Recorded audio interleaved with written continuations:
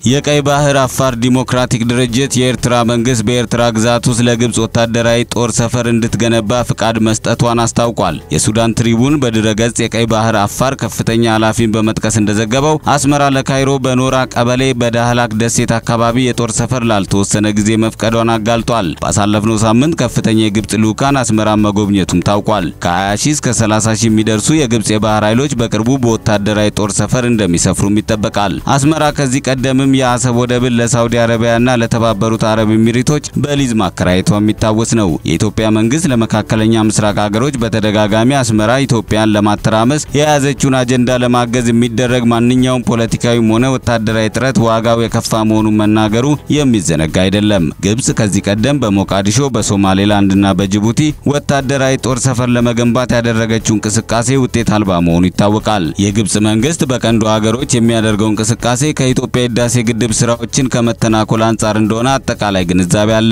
በሌላ መልኩም ትርጉም የሌለው እንቅስቃሴ በማድረግ የኢትዮጵያ ህዝብና መንግስትን የመረበሽ ስራዎች እንደሚሰሩ ይጠበቃል። በዚህ ጉዳይ የኢትዮጵያ ውጭ ጉዳይ ሚኒስትር ቃል አቀባይን ለማነጋገር የተደረገው ጥረት አልተሳካም ሲል ሰንደቅ ጋዜጣ በእትሙ አስነብቧል።